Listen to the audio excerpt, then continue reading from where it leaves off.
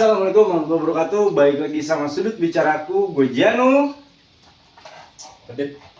Waduh, Oke, Jo, DUD, Wi. Darurat untuk dibahas. Kemarin gue ketemu orang, dia sedikit kayak ngobrol sama gue. Ini kenapa ya, bla bla bla. Apa yang dibahas, Jo?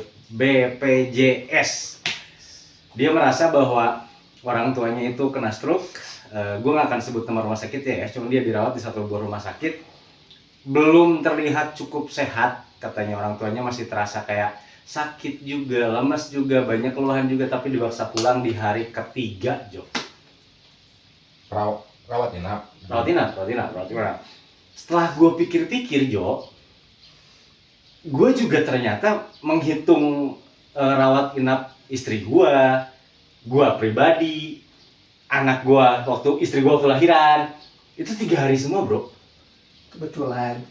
Iya, gue nggak tahu apakah memang kebetulan atau apa. Ya mungkin ada kebetulan. Tapi ini gue pengen bahas juga nih, pengen untuk yang teman-teman yang pernah ngerasain apa yang gue rasain atau yang si orang yang kenalan gue rasain itu, silahkan tulis di kolom komentar. Apakah benar? Enggak kok, gue 6 hari aman. Apa? Oh iya, gue 3 hari dipaksa pulang atau seperti apa? Ini mungkin yang kita bakal obrolin bareng karena Adit di sini saudara kita ini sakit cukup lama. Sekarang pun masih dalam kondisi pemulihan. Dia bolak-balik rumah sakit gede, rumah sakit kecil juga. Kita coba tanya, mana pas masuk rumah sakit gimana, Bro? BPJS itu gitu. BPJS? BPJS TK, tenaga kerja. Kesehatan. Ya BPJS kesehatan maksudnya, tapi bukan PBI, bukan yang diberi pemerintah, Oke. tapi yang berbayar kan BPJS. Perbedaannya, Jo. Oh iya benar. Dari kelas. Perbedaannya, PBI itu apa? Penerima bantuan apalah gitu ya. Itu yang gratis. Gratis. Jadi biasanya kurang mampu atau kurang apalah gitu kan, atau yang lansia dan lain sebagainya. Berarti lu mau mandiri? Mandiri. Bayar sendiri? Dari gaji. Bayar pribadi, potongan gaji. Oke. Gaji. Nah, untuk biasanya yang mandiri atau potongan itu biasanya kelas 1. Kelas 1. Untuk kelas dirawat inap. Oh, bisa milih kan kalau mandiri kan? Maksudnya dia kelas 3 bayar segini, kelas 2 bayar Iya, segini. betul, ada kelas. Bisa milih kan? Betul. Lu ngambil yang kelas 1. Ngambil yang Kalau kelas 1. berarti yang gratis teh kelas 3 atau Kelas 3, otomatis. Rata-rata gratis kelas 3. Otomatis yang gratis adalah kelas 3. Oke. Berarti sama aja orang ikut ke perusahaan istri orang. Dia dipotong gaji dengan kelas 1. Kelas 1. Nah, biasanya nih pertama sakit dirawat di 3 rumah sakit. Mana? Ya, dirawat dengan penyakit yang sama. Oke. Dirawat atau ditangani oleh 3 dokter berbeda dan di 3 rumah sakit berbeda. Oke, intermezzo aja, sorry. Belum pada tahu lu sakit apa? Sakitnya pertama didiagnosa saraf kejepit, Saraf kejepit. HNP. Tapi ternyata setelah di dokter ketiga ternyata salah diagnosa. Dugaan. Nah, akhirnya ketahuan bahwa itu adalah tumor di tulang belakang yang menyebabkan terhambat atau tersumbatnya saraf di tulang belakang. Ya, karena Adit Karena sudah mau 2 tahun ya. Nah, Udah mau 2 tahun nggak bisa jalan. dari Nggak bisa tumor. jalan. Ini kursi roda yang didudukin Dwi, ini kursi rodanya Adit. Ya, Adit udah 2 tahun yang nggak bisa. milik. Buat teman-teman yang memang tahu Adit, anak SMA Sumatera 40, P, SMP Negeri 19, kuliah di Universitas Jenderal Sudirman Purwokerto. Kondisinya begini teman-teman, dia udah 2 tahun nih, 2 tahun dia udah mau nggak bisa jalan. Katanya belum tahu ya. Iya, banyak yang belum tahu karena dia nggak mau bilang-bilang juga. Gitu.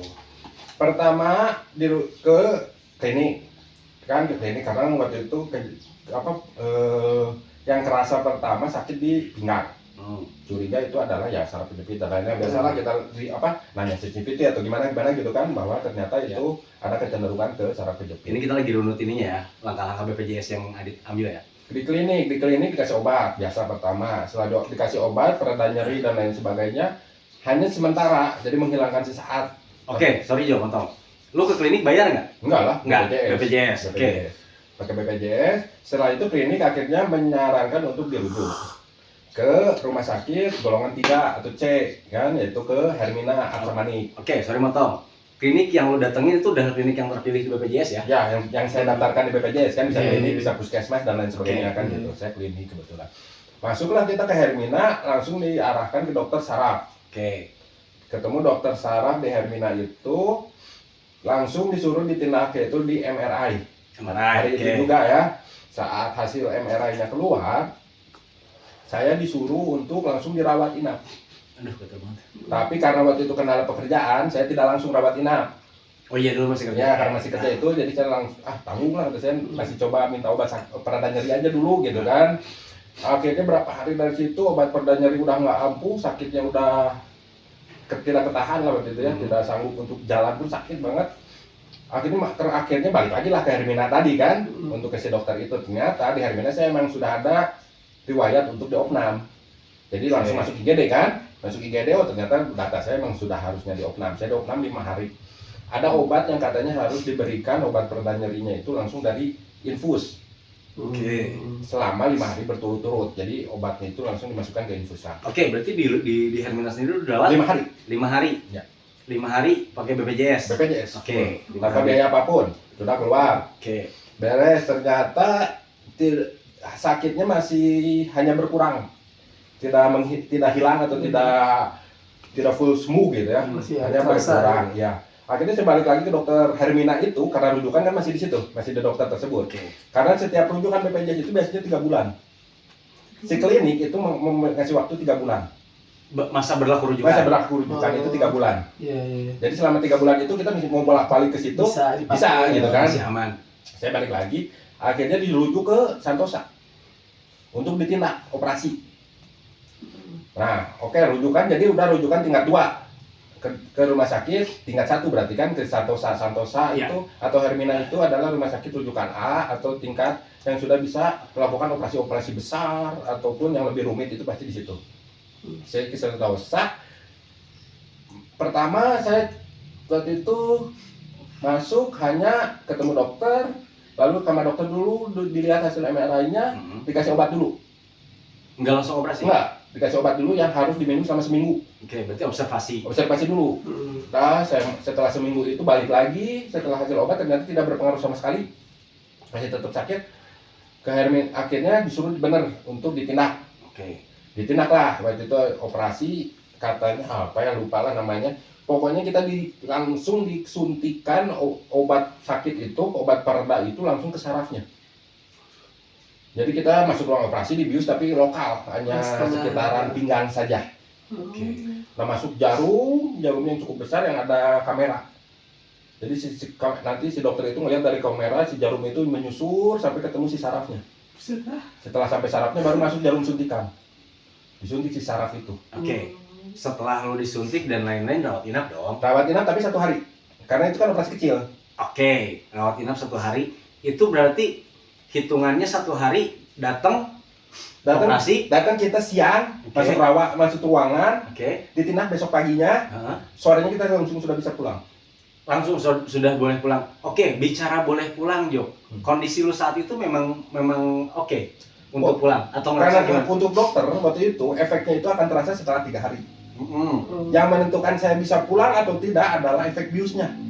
Oke. Apakah efek biusnya sudah hilang, Oke. tidak ada kontradiksi apapun terhadap hasil tadi, Oke. ataupun tidak ada kita misalkan merasakan setelahnya pusing mual, nggak ada, boleh pulang. Tapi kondisi lu sendiri yang lu rasain? Aman. Cuman Oke. waktu itu kaki aja lemes karena mungkin si efek bius kan, jadi Oke. gitu kan kita kehilangan karena efek bius, efek tenaga di kaki itu hilang.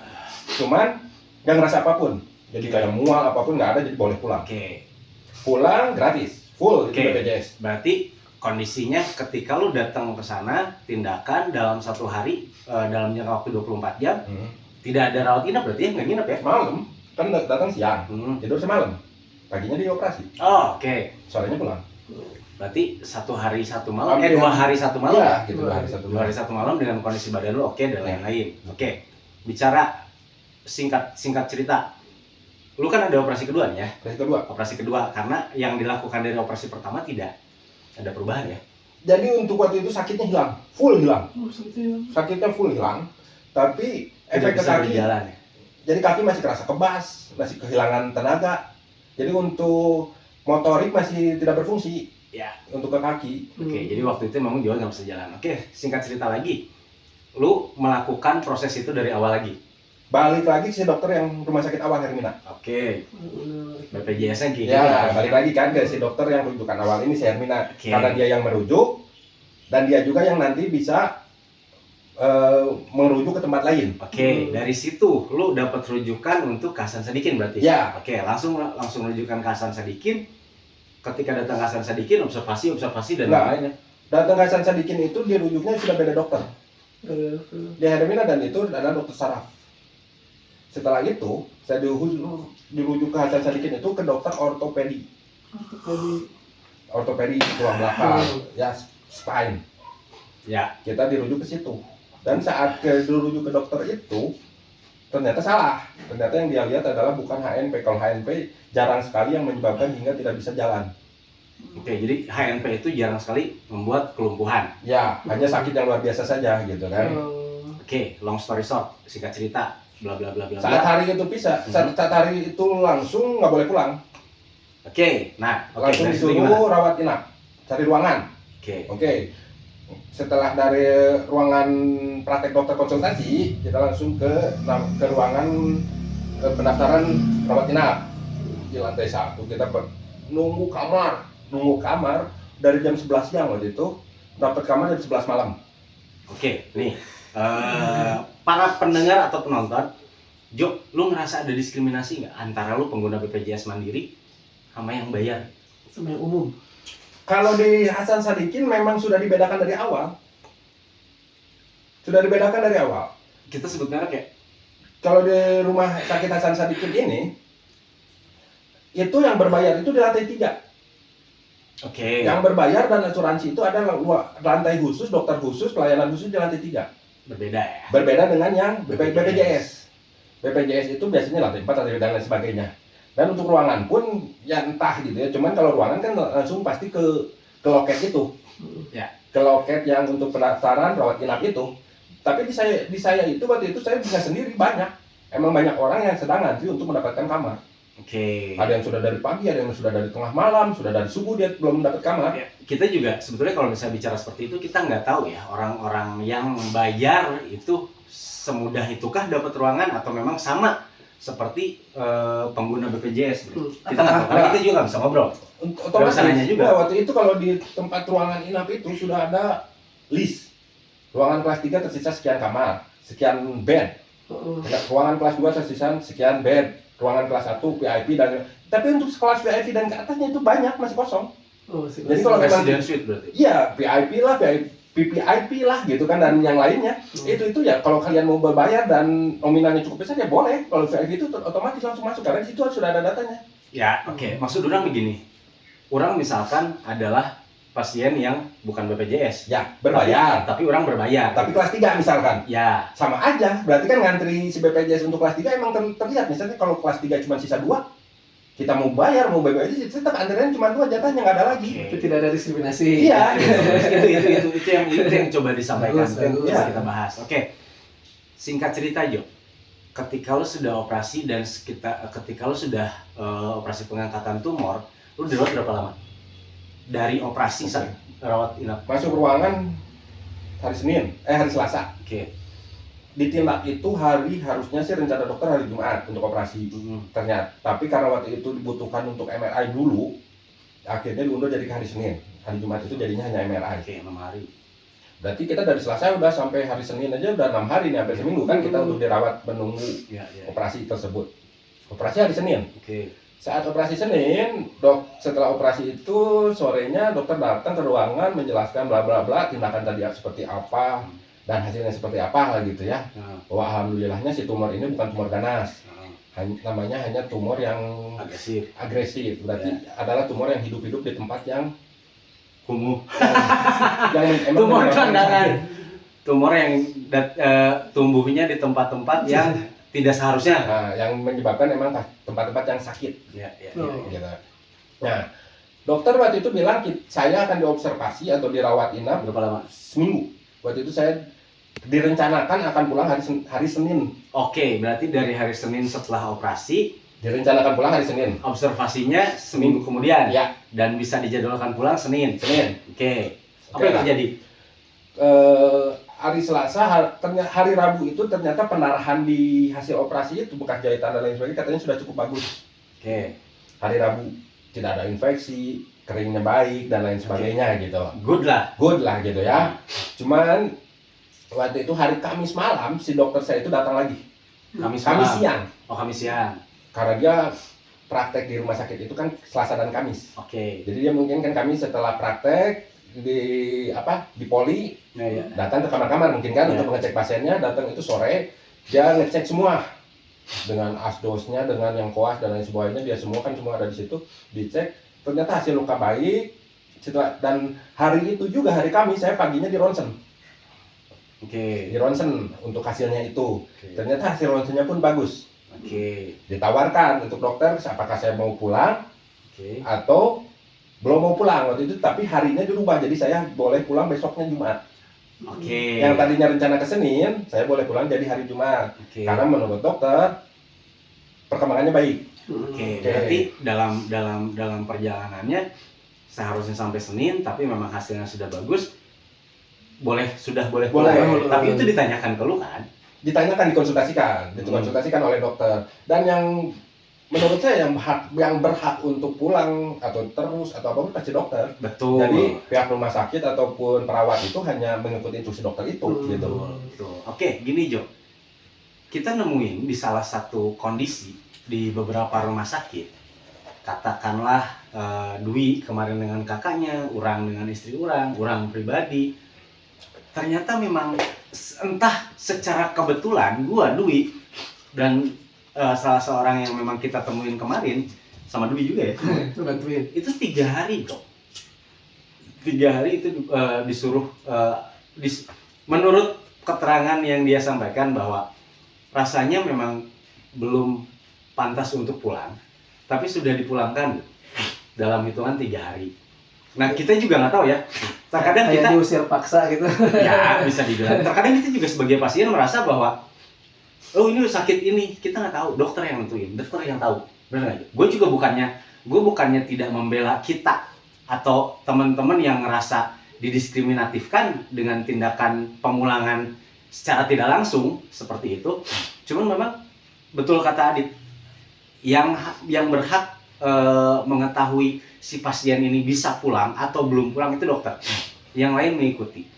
Tapi di sisi lain kita juga tidak bisa memungkiri si dokter bekerja untuk rumah sakit dan dokter juga harus mengikuti company policy. Enggak, tidak. Dokter itu oke lah dia bekerja untuk rumah sakit. Tapi kan jauh dari sebelum itu, saat dia lulus dan saat dia ada namanya sumpah. Yes. Itu di atas segala-galanya.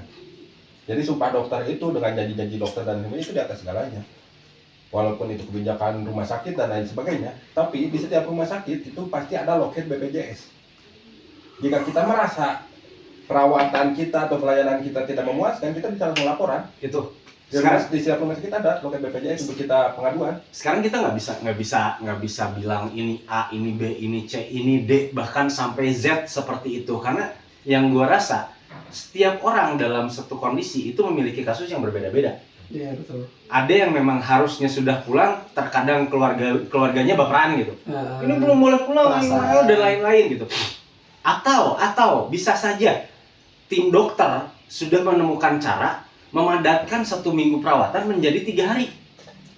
Kita nggak tahu apakah dosis ditambah ataukah ini dikurangi, ini yang ditambah. Mereka orang pintar seperti itu. Cuma memang dalam satu kondisi gue ingat kemarin, oh iya ya, ternyata 2 hari dan hari ketiga disuruh pulang dan sudah boleh pulang. Gue pribadi sih seneng sebetulnya ya, karena diam di rumah sakit tuh bete bre. Apalagi maaf nih ada orang-orang yang satu rumah dibawa gitu ke ruangan rawat inap gitu. Gue yang nunggu istri gue di sini pada ngampar, pada ngaliwat. Mau tidur susah juga bro. Kadang gue ngerawat bini gue dirawat bini gue, kita juga butuh istirahat. Kadang dengan banyaknya orang, gue juga kurang nyaman. Ada beberapa hal seperti itu, kita juga nggak bisa memungkiri. Kita juga nggak bisa bilang, oh nggak boleh gitu dan lain-lain. Mereka mungkin peduli keluarga dan lain-lain. Di sisi ini mungkin memang kita harus lebih bijaksana ketika memutuskan bahwa berkatanya yang baik, berpikirnya yang baik. Bapak, punten tiasa, ya abdi badai istirahat ketika bicara kita enak. Iya. Seperti Tapi itu. harusnya ada perawat. sebaiknya sih ngomong langsung ke perawat. Biasanya Sebagai perawat juga pada galak sih. Iya. Tapi juga ada aturan biasanya kadang Jam besuk maksimal 1-2 orang misalkan kalau Maksimal. iya misalkan jadi nggak dia udah terjaga lah gitu. Iya. Dan Seperti itu. gini, setahu saya, setiap kita pulang rawat inap, gitu. Jika ada terjadi apapun di rumah setelah kita rawat inap, misalkan kita anggaplah menjadi lebih parah gitu ya saat di rumah ataupun apapun, itu masuk IGD, Bisa banyak. langsung UGD dan langsung data kita langsung sudah ada dan langsung bisa langsung ditindak. Betul. Ya mungkin yang diskriminasi selain waktu kepulangan yang ya gitu dari segi antrian mungkin ada juga yang ada juga ada yang beberapa yang merasa kasarnya gue didiskriminasikan kok dengan orang-orang yang bayar dengan orang-orang ini. atau Cuman menurut yang keterangan- merasa mungkin. menurut keterangan Joa tadi kan bahwa sisa kamar dan lain-lain. Nah, kalau antrian itu emang saya akui sangat berat. Jika kita untuk sekali untuk ke poli, untuk kita ketemu dokter, untuk ke poli, misalkan kita rawat jalan setelahnya, itu menghabiskan waktu pasti 1 hari. Antri. Antrian. Oh iya sih. Gue pernah dengar telepon dia datang jam 9 pagi, jam 8 pagi. Subuh. Dari sini jam 7, Ya. misalkan kan Jam klinik subuh. buka jam 8 nih, Ya. poli itu gitu kan. Kita untuk check in ke counter dan lain sebagainya untuk dapat nomor antrian. Anggaplah kita jam 9 gitu sudah dapat nomor antrian. Nanti kita ketemu dokter itu bisa sekitar jam 1, jam 2. Iya, ya, ada juga yang pagi-pagi udah subuh udah Subuh ngambil udah, dulu biar pulang cepat. lagi ya Betul. nanti nah Ya. ada yang begitu. Ataupun yang dari luar kota yang datang tengah malam karena dia jauh gitu kan, jadi Ya. nunggu untuk yang lebih pagi. Menyiasati agar lebih cepat. Betul. Bahkan ketika sudah disiasati seperti itu, anggar gila. Tetap. Iya, iya benar. Karena Seperti gini, itu. satu dokter itu bisa langsung berapa puluh pasien. Ya. Cuman kan biasanya kategori tertentu yang memang dirasakan darurat ya harusnya diprioritaskan kan gitu kan mungkin harusnya gitu kan yang dirasa udah sekarat Enggak, istilahnya. biasanya kalau itu biasanya di UGD. Iya, Bre. Ya, Itu gitu. UGD. Kan ini namanya rawat jalan. Ya, beda. Nggak mungkin dirawat Iya, jalan iya. sih. Ini kan hanya untuk ditanya perkembangannya seperti apa, Perkembangannya, obatnya kontrol, dibutuhkan ya, seperti apa, atau ya. perlu dirujuk kemana kan gitu. Ya. Kalau yang darurat mungkin kan pasti langsung ke IGD gitu kan, Ya. ada yang menanganinya beda. Cuman memang kadang ini jadi polemik juga di tengah-tengah masyarakat, khususnya kelas pekerja dan masyarakat-masyarakat yang di bawah Di bawah garis garis, kemiskinan, katanya keluarga yang memang berkekurangan dan lain-lain. Bahkan ada beberapa keluarga yang memang mereka tidak tahu cara memakai BPJS, mereka tidak tahu cara antrian dan lain-lain Iya, seperti itu. benar. Dan Online alhamdulillah sih sekarang ya. ya alhamdulillahnya sekarang banyak sih, banyak gerakan-gerakan kayak yang gua tahu di daerah Kopo Immanuel itu Bongsor, itu relawan. Jadi mereka bakal membantu Ada. pasien untuk mendapatkan ruangan untuk agar masuk. Dan rumah-rumah tidak- singgah. Ya, Di rumah singgah. kayak di Hasan Sadikin itu banyak, ada posko-posko rumah singgah. Ya, Jika kita dari luar kota untuk rawat jalan ataupun apapun, kita Ya. bisa untuk singgah di sana. buat kalian yang dari luar kota datang ke Bandung, banyaknya pasti di rumah sakit Hasan Sadikin. Jika memang susah dan sulit bisa meminta bantuan ke saudara-saudara kita yang rumah singgah itu atau relawan-relawan lain, dan alhamdulillah itu free, gratis semuanya. Seperti Ya, itu. untuk biaya biasanya kayak ambulan. Ya. Dan rumahnya gitu tempat kita menginap misalkan si penunggu pasien, biasanya itu gratis. Itu gratis semua. Dan memang sekarang balik lagi ke topik yang kita bahas, diskriminasi BPJS dan yang bayar mandiri.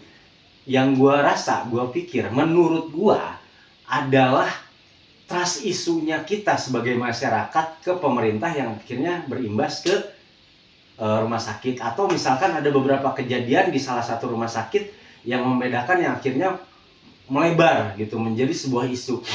Nah, kalau gue sebagai warga negara atau sebagai warga di Kota Bandung, karena kita memang yang bahasan kita nggak jauh dari Kota Bandung ya, gue lebih mengajak teman-teman untuk pertama kita berpikir baik dulu, kita berkomunikasi dengan baik dulu, apapun bisa dikomunikasikan seperti itu. Dan benar kata Adit bahwa banyak rumah singgah dan relawan yang bisa kita ajak ngobrol Iya. seperti itu ketika kita tidak tahu atau bagaimana, karena gue yakin di rumah sakit itu banyak sekali bantuan seperti itu. Jadi buat kalian yang memang punya pengalaman buruk, mangga ditulis. Saran gue tidak perlu mengeneralisir rumah sakit A, B, C sama semua, belum tentu seperti itu. Karena yang gue rasakan kemarin gue dirawat di rumah sakit Immanuel, anak gue pribadi, istri gue, itu alhamdulillah perawatannya baik.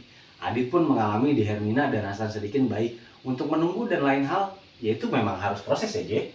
Proses yang harus dijalani. Bre. Prosedural rumah Nah, sakit. yang masalah sekarang 3 hari dan lain-lain, oke, bantu kita untuk membahas.